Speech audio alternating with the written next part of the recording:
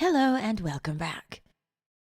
Let me start by saying, the reason I narrate these lectures is because Neville says the same thing over and over and over again. It does not matter what you think you are stuck on. If you listen to any of Neville's lectures, any of Neville's books, it will be the same response. He will tell you to know what you want. Create a scene that confirms that you have what you want. Get into the state akin to sleep and replay that scene that confirms your desire has been fulfilled. And persist in the feeling of the wish fulfilled. That will not change. It is the formula. And the main reason why I do what I do is because they encourage me when I read them. Every step of the way, because now it takes you to a higher level. You don't stay on the material plane. You go into a spiritual level. And that's where you will get to be, because there's more to us than material things. Now, this lecture is amazing, let me tell you. From June the 7th, 1968. There is no fiction. Fiction is defined as an imaginary construction which is unreal, as opposed to truth or reality. But what is real and what is imaginary, when in a spiritual sense? All existing things are imaginary. Mark tells the parable of the fig tree, which, having been cursed, was found withered to its roots. Calling attention to this fact, awakened imagination said, "Have faith in God. Truly I say to you, whoever says to this mountain, 'Be taken up and cast into the sea,' and does not doubt in his heart that what he has said will come to pass, it will be done for him. Therefore I tell you, whatever you desire when you pray, believe you have received it, and you will." Mark 11. Here is an imaginary act which has no support in fact. The tree was not withered at the time it was cursed, but when they returned the next day, the imaginal act had been executed. So you see, this law is not limited to being constructive only. It can be used for good, bad, or indifferent purposes, for there are no limitations placed on the possibilities of prayer. Now, when you pray, you must immerse yourself in the feeling of the wish fulfilled, for the word pray means motion towards, ascension to, at or in the vicinity of. Point yourself towards the wish fulfilled and accept that invisible state as reality. Then go your way, knowing the desire is now yours. You did it, and you will not be surprised when it comes to pass. When you first practice this technique, you will be surprised when it happens. But when you learn how to completely accept the state assumed, you will know you do not have to do a thing to make it come to pass, as the assumption contains its own plan of fulfillment. You will know that this world is imaginal, and that an assumption, with no external object to support its truth, will harden into fact when its truth is persisted in. If an imaginal act produces an external fact to support it, then is not this world essentially imagined? If you dare to assume what your reason and senses deny, and walk faithful to your assumption, believing in its reality, and its corresponding effect is produced, can this seemingly solid real world be anything other than imaginal? Everything is imagined, for you are God, all imagination. God exists in you and you in him. The world is all that you have imagined it to be, even though you cannot remember when or how you brought it into being. You cannot feed the mind violence and not expect violence in the world. Although the networks will deny this, a friend at NBC TV studio told me that when it was official that Kennedy was dead, He received an order from New York that for the next 4 days no violent films were to be shown. He said pandemonium took place in the studio as they went through their files trying to find enough non-violent film to cover 4 days. Lucky for them, most of the time will be taken up with the giant coverage of the funeral in New York City. One gentleman recently interviewed on television said that Senator Kennedy was always talking about being assassinated, that when the shots rang out, he instantly knew that Kennedy was dead. You cannot entertain thoughts of being assassinated without experiencing them. Who knows who, unseen by mortal eyes, was treading in the winepress, influencing that young boy's mind? Do not allow anyone to act as an intermediary between you and your God, for he is within you. God is never so far off as even to be near, for nearness implies separation. How can you be near God when he became aware of being you? The moment he bestowed his spirit upon you, he gave you his consciousness, that you may, by that consciousness, understand the gift you have been given. God gave me the gift of birth and fatherhood. Without the gift of his spirit, I could not understand the gifts which have followed. How could I ever interpret the gift of belief or walk awakened from my long sleep if he who interprets all things had not first become me? When Pharaoh's butler and baker had dreams, they spoke to a slave saying, "We had a dream." Joseph then replied, "Does not the interpretation belong to God? Tell me your dream." Now I ask you, is Joseph not claiming here that he is God? The book of Genesis begins, "In the beginning, God," and ends in a coffin in Egypt. Who is in a coffin? Joseph. So in the beginning, God, as Joseph, is placed in a coffin in Egypt. Now, having said that interpretation belongs to God, Joseph then interpreted their dreams. 2 years later, he interpreted Pharaoh's dreams, and it came to pass just as he said it would. If this story is true, is not the Spirit of God upon man? Yes, because God actually became as you are, that you may be as he is. Accept this literally, for it is true. Imagination truly creates out of nothing. Thoughts call forth a thing that is not seen as though it were happening. This is accomplished by an imaginal concept touched by feeling. Hearing of the success of another and feeling their joy builds a structure which will project itself on the screen of space. Calling the projection reality, one may think it was created from the outside. But what happened had to happen as it did, for there are no accidents. Last night, Kennedy could have used other exits, but he had to use the one he did. For there's a time for every imaginal act to project itself, just as there is a time to be born and a time to die, a time to laugh and a time to cry. In Shakespeare's Macbeth, he described this world as a tale told by an idiot, full of sound and fury, signifying nothing. All realized ambitions are full of sound and fury, signifying nothing.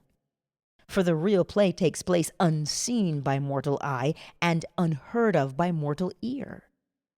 The drama of life unfolds from within. For God the Father is molding you into his likeness. So set your hope fully upon his grace. This gift God gives of himself to you as he unfolds his image in you. All else is nothing more than sound and fury, meaning nothing. Stalin's daughter, writing about her life in Russia and her father's death, told of a stroke which paralyzed one side of his body. Although his eyes were open, she doubted he saw anyone in the room. Yet the expression on his face was that of extreme hatred. One arm was extended as though cursing what he saw. No one will know what Stalin was seeing, for no one knows the thoughts of a man but the spirit of man which is in him. One can only speculate. Perhaps in that flashing moment, He saw his dream of life crumble into ashes and cursed the vision. Now, in the eyes of millions, Stalin was considered a very wise man. Yet the Bible describes such a mind as a fool, saying, "The fool says in his heart, there is no God." Show me a man who believes there is no God, and although he may have many degrees and considered to be a very wise person, he is a fool of fools. The Bible does not imply that the uneducated man is the fool, only he who says in his heart there is no God. Stalin's world collapsed as the doors opened and he departed this little sphere. His world was real until that moment, and yet it was a world of fiction. Everything here will collapse, but because this is a fictitious world, you can have anything you want. Would you like to be known? To fulfill a great ambition? To be famous in the eyes of others? You can have them all, if you are willing to assume they are already yours. And in spite of the evidence of your senses and the contradiction of your reason, if you walk and sleep in your assumption, it will harden into fact. And after you have experienced them, you will depart, leaving them all behind. Your desire is brought into being by an imaginal act. It is sustained by an imaginal act. And when that imaginal act is withdrawn or modified, your desire fulfilled will collapse and vanish. So I maintain there is no fiction. A friend sent me a copy of the June issue of Harper's Magazine, which tells of a trial of a captain in our Air Force. As a school project, this captain wrote an essay entitled "Captain Dale North has been court-martialed," in which he stated the place and the time it happened. Years later, while in the Air Force, Captain Dale North was court-martialed, sentenced to a year of hard labor, and discharged from the service. Captain North wrote his own court-martial and then fulfilled it. So, what is fiction? You can write your own essay on success if that is your desire, and to the degree that you are self-persuaded it is true, you will give it life in your world. The secret is to imagine to the point of self-persuasion. Can you believe what you're imagining? There are not two of you, you and imagination. You are not reshaping a piece of pottery when you imagine, but yourself. You are moving into your desire. If you persist until you see exactly what you want to see, fix your position with the glue of feeling and remain there. It will be reflected on the screen of space, just as your world is now reflecting the fixed state from which you are viewing it. There are two worlds, the outer world of effect and the inner world of causation. That inner world, in the depth of your soul, is where the true drama of life goes on. It is there that God is endowing you with life-giving power. Now a living soul, you are being transformed into a life-giving spirit. On that day, you will see this world from above. To discover it is dead, and you are an animating power. Blake said, "Where man is not, nature is barren." This is true, for nature cannot produce anything by itself. Man, a living soul, causes things to appear alive by his animating power.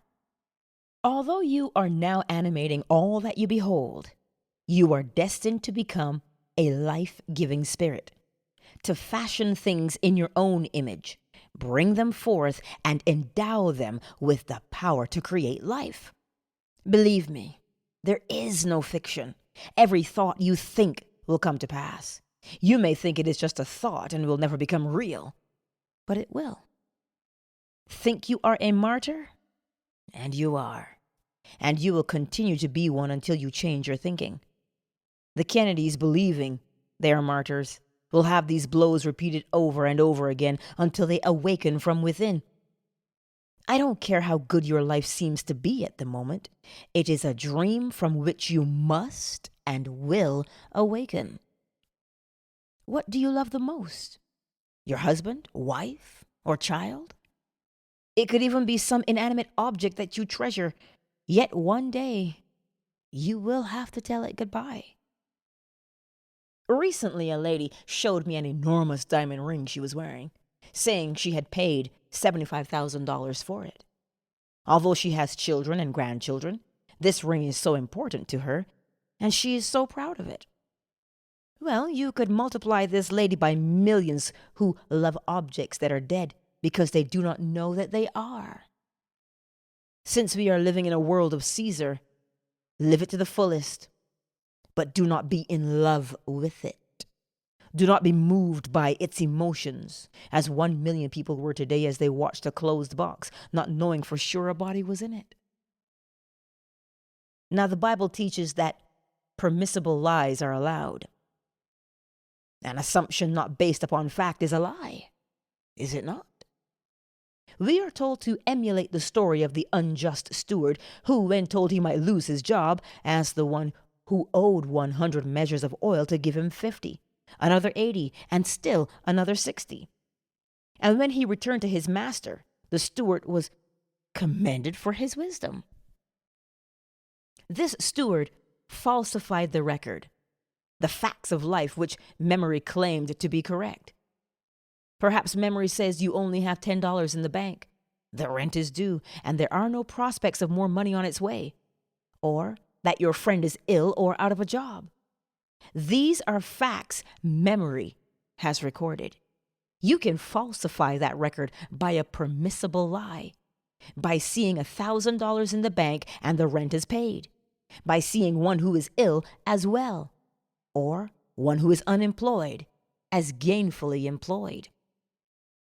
That which appears so real is based on fiction anyway, and fiction is fact in the sense that it is all imagination.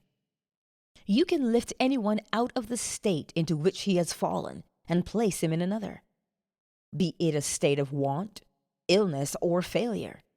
There are infinite states into which man may fall.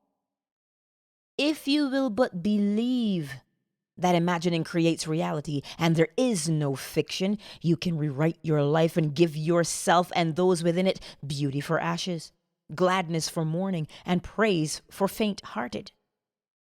Believe in the reality of your unseen act, then watch it fulfill itself. If you have proof that imagining creates reality, it will not matter what others think. All that matters is that you try it and allow imagination to prove himself in performance. I encourage you to live as fully and as graciously as you desire to, while you wait for God's Son to reveal himself in you. But don't think that because you do not live fully and well, you are better off in the eyes of your Father, for you are not. He is only interested in the work he is doing in you, and when it is completed, you will be born from within. For until that happens, you cannot enter the kingdom of God. On that day, you will enter an entirely different age, where trees, fruit, beasts, and birds are unknown, yet not unperceived. It is a world beyond other seas, unknown and inconceivable to those who live in this world of death. When I say everything is at your disposal, I mean everything is in your imagination, and you are its creative power. Living in this fabulous world, you can travel unknown seas by gondola and know fruit, trees, birds, and beasts unknown here on earth. And in that world, you are in complete control. While walking the earth, man is totally unaware of the food he is mentally eating. Thoughts of horror and anger, jealousy and hate feed invisible monsters which produce heartaches and pain. There are those who want the spoiled fruit, which is part of this age. But when you enter that age, you are in complete control of your power. You realize that everything is a thought and under your control. We are told, eye has not seen, ear has not heard, and it has not entered into the heart of man the things already prepared by God for those who love him. When you are one with your Father, you will awaken to find yourself in that age which has already been prepared for you. So set your heart fully upon that world which you will enter at the unveiling of Christ from within. As you awaken one after the other, no two will have a duplicate experience. The symbolism will be there, however, as well as the time element. It is always 5 months between the vision of the birth and the revelation of God's Son. In the story recorded in the 40th chapter of the book of Genesis, Joseph gave different interpretations to the number 3 in both dreams. The baker had 3 baskets on his head, with birds eating the bread contained therein. Joseph interpreted the dream by saying, "In 3 days you will hang from a tree, and the birds will eat upon your flesh." And it came to pass, as he interpreted it. The butler saw a vine with 3 branches, which budded, blossomed, and ripened into grapes. He put the grapes into a cup, crushed them, and gave the cup to Pharaoh. The most important thing here is the grape vessel. Anyone can poison wine, so the cupbearer must be a trusted servant. It is he who drinks the wine first, and if poisoned, he dies, and not the master. Joseph interpreted the dream saying that the butler, the cupbearer, would be restored in 3 days, and he was. Now, if it takes the Spirit of God to interpret all dreams, and all dreams come from God, is not he who interprets the dream the awakened man called Jesus Christ? Remember, regardless of what happened today or what the future looks like, there is no fiction. Imagination creates its own reality. You have the power to change your present and your future by writing a glorious tale about yourself and those you love. Make it a first-person, present-tense experience or as something you have already accomplished, and then live in that state. For imagining does create reality. The stories I have spoken of come from the 11th chapter of the book of Mark. This entire chapter supports my theory. I urge you to have faith in God. He is not on the outside. He is not even near, because God actually becomes you. You will know you are He when God's son David calls you Father. I can tell you that from now until the end of time, God became you. But only when His Son calls you Father will you know who you really are. In the meantime, believe me and test your creative power. You can bring anything out of nothing by conceiving a scene implying the fulfillment of a dream and believing in its reality. Persist in your belief, and your invisible dream will become a visible fact. That is falsifying the records, which is allowed. We are called upon to emulate the unjust steward. The word steward originally meant the keeper of the pig, the symbol of Jesus Christ, the human imagination. You are the steward of your imagination. Feed it loving thoughts for yourself and others. If you feed on violence, you will become violent, for you become what you eat. Born in the little island of Barbados, we kept ducks and chickens for our own consumption. If mother wanted a pair of ducks for a Sunday dinner, 10 days prior, she would tell one of her 9 sons to put a brace of ducks aside. Now, our ducks were raised in the yard and fed on fish, which was cheap and plentiful, and not on corn, which had to be imported and was very expensive. We could buy a bucket of fish scraps for a penny, so we fed the chickens and ducks fish. Consequently, they smelled of and tasted like fish. But if they were separated 10 days or 2 weeks before you wanted them for dinner and stuffed them with corn and food of that nature, the entire texture of their flesh changed. During that interval of time, however, they could not be given even a little bit of fish. They had to have a complete radical change of diet. If Mother's command was not remembered until perhaps 4 days before the meal, everyone knew it. Because when the birds were plucked and the heat began to express the birds, the entire neighborhood knew the Goddards were having fish for dinner, and no one could eat them. But if their diet was changed from fish to corn, and only corn for that interval of time, we had delicious ducks for dinner, which tasted like ducks. Now, although we are not ducks, we do feed on ideas. Feed your mind a certain idea for a week, and you will change its structure. Continue for 2 weeks, and you will be well fed on lovely thoughts. You see, this is a fictitious world, and you are its author. Nothing is impossible. It's all fiction anyway. So live nobly and dream beautiful dreams, for you are all imagination, and your imagination is the Lord God, Jesus, the Christ. Now, let us go into the silence.